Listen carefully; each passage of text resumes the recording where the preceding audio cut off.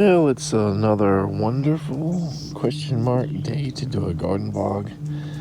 Been rainy, it's like 9 a.m. today, and everything is wet and nasty.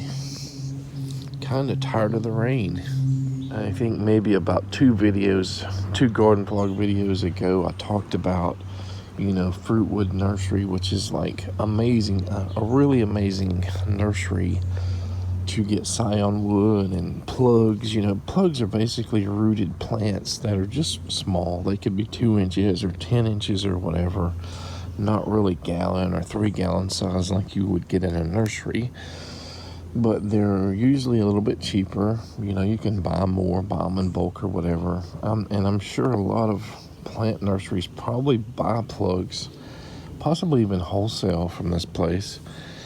And then they grow them out in a gallon or 3-gallon container and sell them. But they released, a big selection of plugs, and in about a month and a half or 2 months, they're going to also be releasing, on their website, the scion wood, that they're going to have in stock. So I had been compiling a list of like fig cultivars that I wanted, a lot of them from this nursery. I had like 8 to begin with, and I kind of adjusted it to a little bit more later, but I got a notification about one of them, and that they came back in stock. So I had to figure out my budget. The next morning, I tried to figure out if I could afford to place an order, how many plants I could afford, whether it's 5 or 10 or 15. And by the time I figured my budget out, that one cultivar was gone.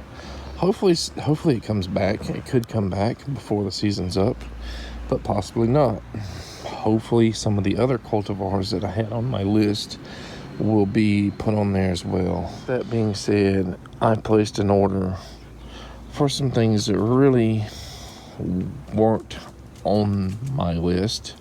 Like I said, I kind of adjusted and added some fig cultivars and stuff. They had a bunch of pomegranates that, was kind of low priority, but I still was compiling a list for those as well. I did not get any of these 6 or whatever pomegranate cultivars because I just could not afford them. And they weren't, like I said, they just weren't high on my priority list versus these other things. And there are a couple mulberry cultivars. Some of them I tried to graft last year because I got scion wood, but I went ahead and just got cutting plugs, and we are waiting for that order now. It should be in sometime later today. This rain and nasty weather, though, is going to suck, but hopefully we can at least get them in pots. They just arrived about 30 minutes ago. I was going to do an unboxing, but the kids got to it first, and they freaked out. I don't want to open the box. So we opened the box. I think we got a whole family of pill bugs, or whatever you call them, sow bugs. Most of them were dead. They died in the box and shipping, but there were 2, one big one and a small one that I've seen moving around in here.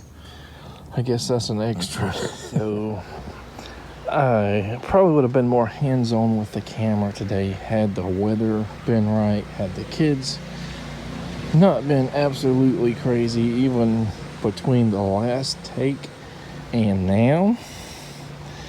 And if the weather was dry and the mosquitoes weren't here, I would have grabbed, consistently probably got 1 to 3 gallon pots for everything, probably 1 gallon for the smallest ones. But we do have pint size containers there or something, 1 gallons. I don't know if that's 2 or what. This guy here is a honey plum fig rooted cutting plug.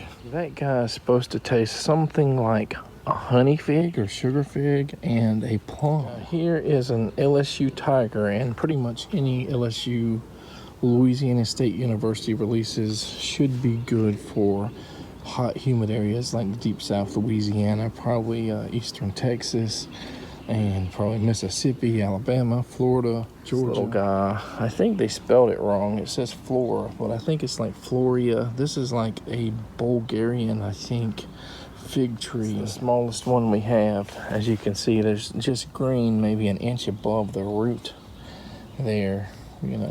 There's just a little tiny bit of brown there, so they must not have had much root or cutting material. It's probably one of their newer plants or something where they don't have a lot of material, so they're maximizing little tiny cuttings or something and making plants with them, versus like this, you know, as you can see, that's like way bigger, a bigger branch cutting in this. This guy's a white Genoa, which is supposed to be a really big fig, and it's one that was not on my list. I've seen it listed in Florida sometimes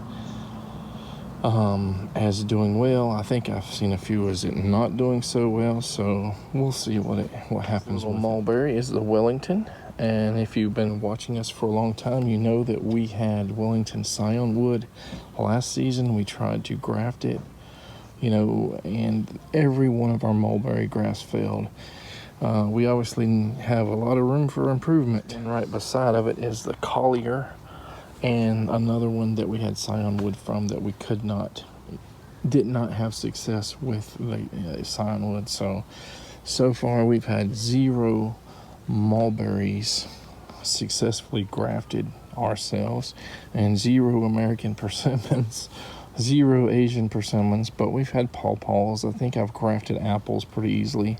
I'm assuming pears graft pretty easily, but some of them may just need a little more TLC to make sure that scion wood does not dry out. Say at least 2 out of these 4 figs, if not 3 out of the 4 figs, probably aren't near big enough to just put out in the full sun without them like potentially getting scorched or weeds or something just overgrowing them.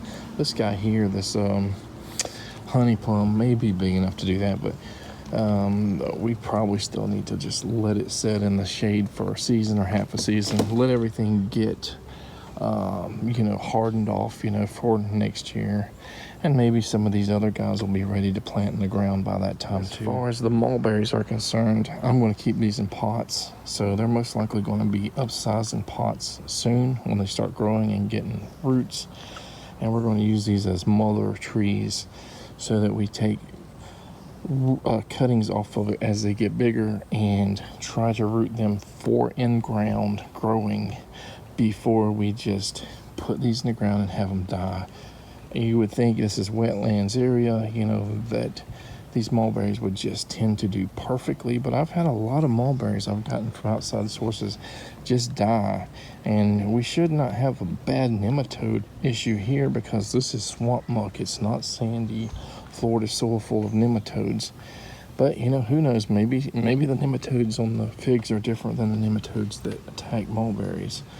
Who knows? I'm in general not a fan of container growing because you have to baby them a little bit more, and you know they can a lot of times throw massive roots out into the ground, and you know you have to disturb those roots when you move the pot, whether you're protecting something from the cold or just wanting to do whatever. And you know sometimes these like mulberries can just grow a lot of roots in a short amount of time. So you need something to separate the container from the ground, maybe patio stones or something else. We have to figure that out if we're going to have a lot of mulberries in containers. But hopefully we won't need that. Hopefully we'll have luck with them, getting these guys to a big enough size, make cuttings, have successes in the ground so we don't have to baby a bunch of extra container grown plants. It's a small amount of new plants. It's not as exciting as having a big 3-gallon or 5-gallon or 15-gallon container plant ready just to go in the ground and say, okay, next year we're going to have, you know, apples or pears or cherries or whatever. Although, you know, it takes a long time for pears to produce in the ground, at least here. So I'm just saying that these aren't big trees ready to just go. And it's possible that these figs and mulberries or anything will fruit even, you know, next year. Mulberries that have been rooted, you know, the Illinois everbearing I have in a pot, which haven't even had it a year. It's already fruited like twice for me, and from a small plant.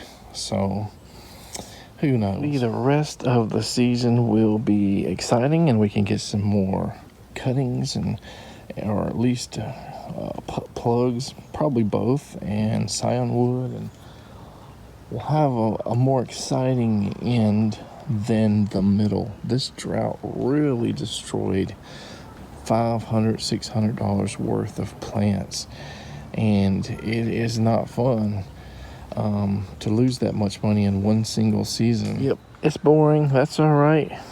That's why it's a daily vlog. We're not just going out and constantly getting hundreds of plants and doing exciting stuff daily. You get to see stuff that happens almost daily here, every 2 or 3 days.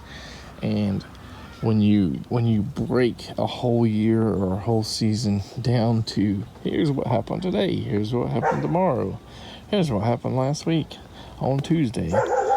Yep, it's not as exciting, but I think we're going to go ahead and end this video here. You take care, guys. If you can hear me from this darn barking dog, take care.